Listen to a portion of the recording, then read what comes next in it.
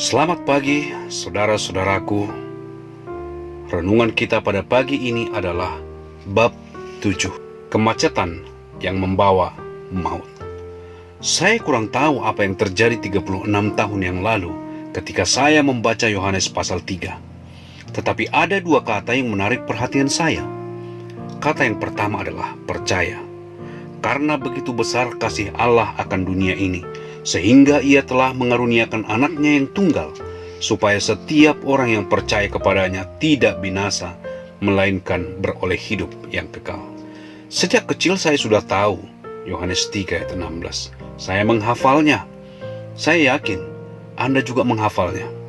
Pada hari itu 36 tahun yang lalu, saya sadar bahwa sekalipun saya tahu dan menghafal Yohanes 3 ayat 16, namun saya tidak pernah percaya akan Yohanes 3 ayat 16.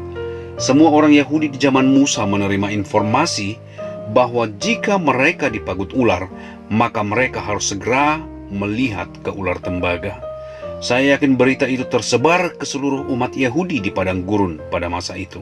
Saya juga yakin semua ibu akan berkali-kali mengingatkan anaknya untuk melihat ke ular tembaga ketika dipagut ular.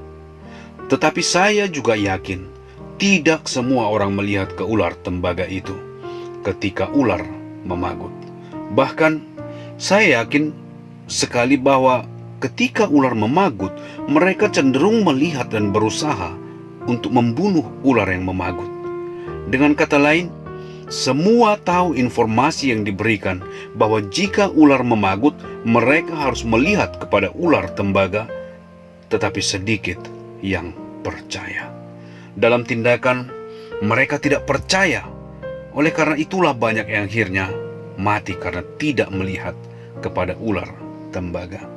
Saya juga tahu perkataan Yohanes 3 ayat 16 bahwa jalan menuju hidup yang kekal adalah dengan percaya.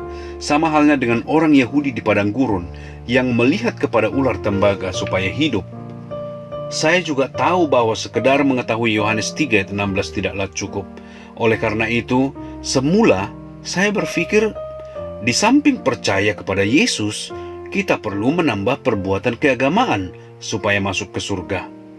Tetapi Alkitab berkata, jika hanya sekedar mengetahui janji di Yohanes 3 ayat 16, tidak ada artinya atau sia-sia saja.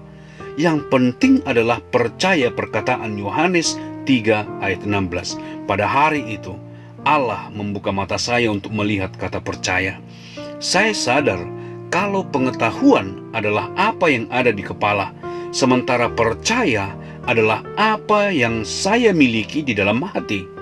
Dan jarak antara otak ke hati hanya kira-kira 15 cm saja. Bagi orang-orang Yahudi di padang gurun, jarak antara kepala dan mata hanya 1 cm saja. Namun bagi mereka yang mengetahui solusi itu hanya di kepala, tetapi tidak melihat dengan mata kepada ular tembaga yang ditinggikan di atas tiang, maka mereka akan mati. Tetapi mereka yang melihat kepada ular tembaga dengan mata akan hidup. Pada hari yang istimewa itu, 36 tahun yang lalu, saya sadar saya harus membersihkan sumbatan antara kepala dan hati saya. Selama hampir 36 tahun, Yohanes 3 ayat 16 hanya ada di dalam otak saya. Kecuali saya percaya Yohanes 3 ayat 16 di dalam hati, maka dosa saya tidak akan pernah dihapus dan saya tidak akan pernah memiliki hidup yang kekal. Kemacetan di Jakarta sangat menghalangi orang mencapai tujuan dengan tepat waktu. Tetapi kemacetan rohani antara otak dan hati menghentikan jutaan warga gereja masuk ke dalam kerajaan Allah. Ini merupakan kemacetan yang mematikan, kemacetan maut.